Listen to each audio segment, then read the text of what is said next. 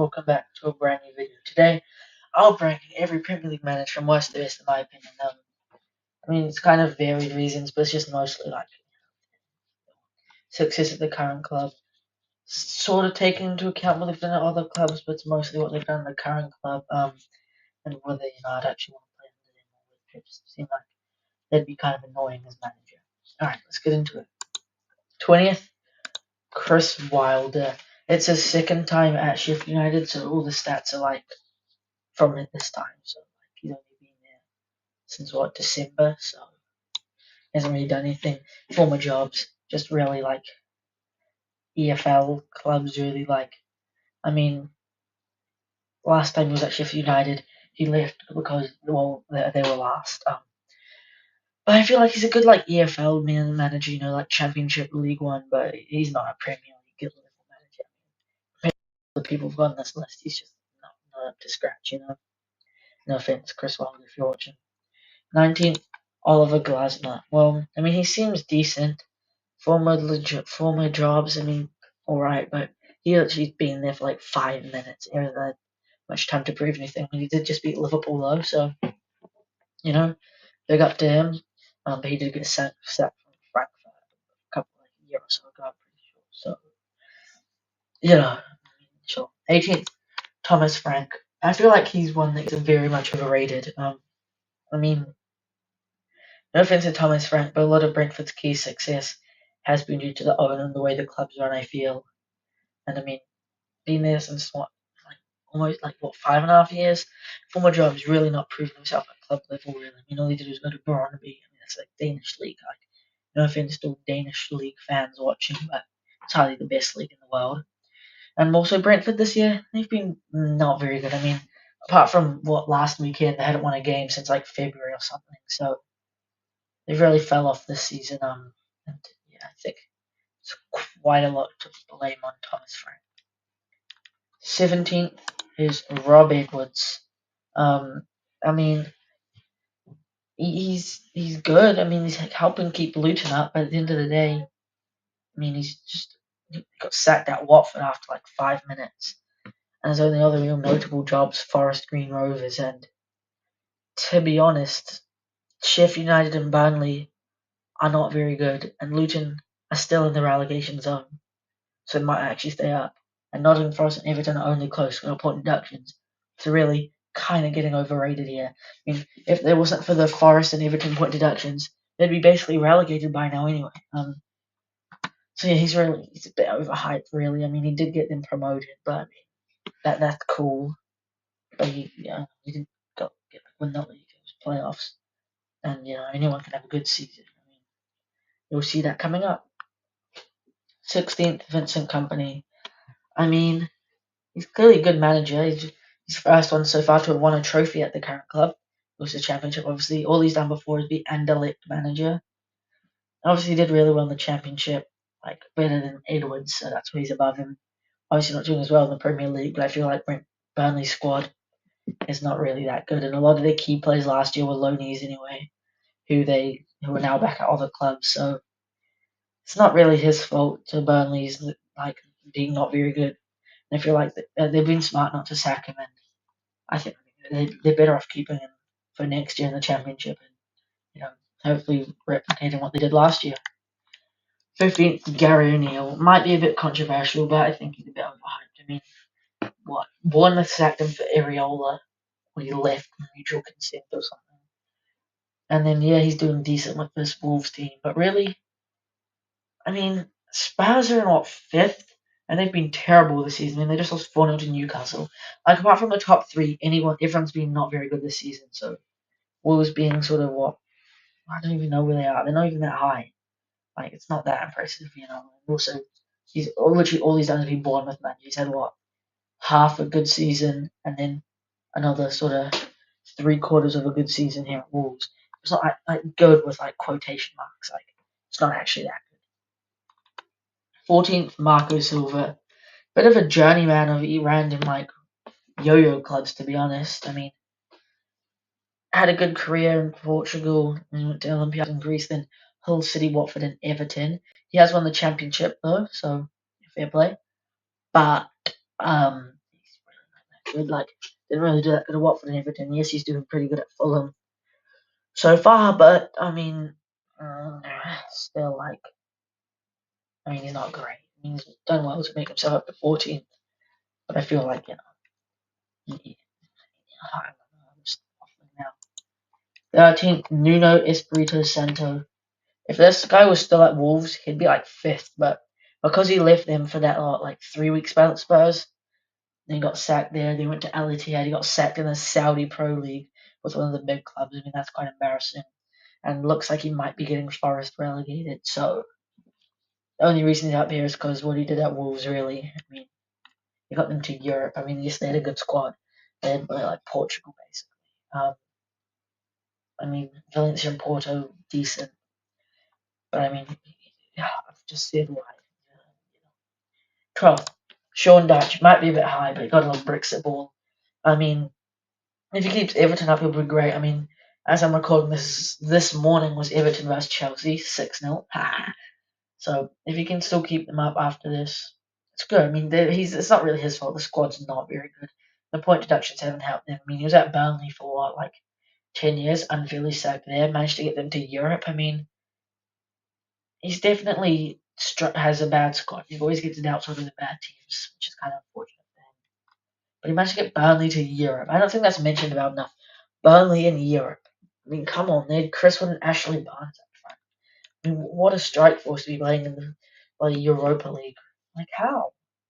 I feel like he's a bit like that just goes under the radar. Like, sorry, you got them to Europe. What? Everyone's like, Villa in Europe, incredible. Sean Dyche got Burnley to 7th place in the Premier League, and they played like Olympiacos or something. Like, that's a bit ridiculous, you know. 11th, David Moyes. I mean, if I had made this video like 2 years ago, he'd be like 17th. But that Conference League is really carrying him here. It's a second spell. I believe he was there for like 6 months, and then like to help him stay up, then he left and he came back after the next guy got sacked. I mean, for Everton, he was incredible. He was there for so long. Man United spell kind of ruined his career, like at the time. And then he went to Real Sociedad, one of the weirdest managerial hirings ever. Like, just imagine a Scottish guy just trying to like amp up some Spanish players. Like, how do you even talk? And Sunderland, I mean, that's just a decent way to get back into English football, I guess. But that Conference League is really carrying him, and I think he might have overstayed his time at West Ham, and I think he should move on soon, and I think West Ham should move on as well.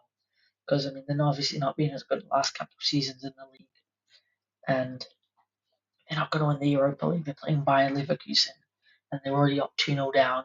I mean, by the time you've watched this, they've already played the second leg. So I wouldn't be surprised if West Ham won like 3-0 though, because Bayer Leverkusen have just won the league, so they might be partying.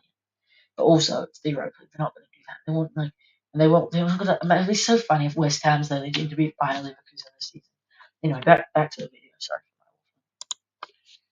10th, Eric Ten Hag.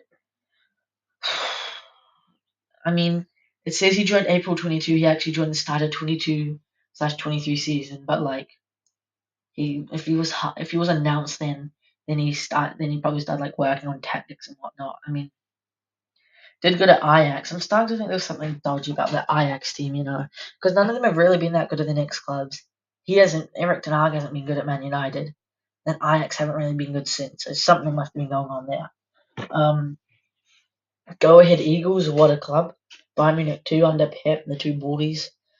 But really, it's just been mediocre. And if you're Man United, you're expecting better than one EFL Cup in like 2 seasons, because they're not winning anything this season, obviously. I mean, it's just funny that they're not very good at them. I mean, I know I'm a Chelsea fan, I can't really talk, but still, you know, it's just how it is. 9th, Roberto De Zerbi. This guy is like, it feels a bit overrated. Like, I don't know how he like was linked to like Liverpool and stuff like the last couple of seasons. I don't really think that's right, to be honest. And yeah, Brighton, they've been not very good this season. Like, they've very much underachieved. He hasn't really done much at a big club. I mean, the only real big club he's been at is Shakhtar Donetsk, and he was only there for a brief period of time. And it's the Ukrainian league. I mean, he had one good season at Brighton, and now he's having a pretty average season, so feels a bit overhyped. He's still pretty good. 8th, Pochettino.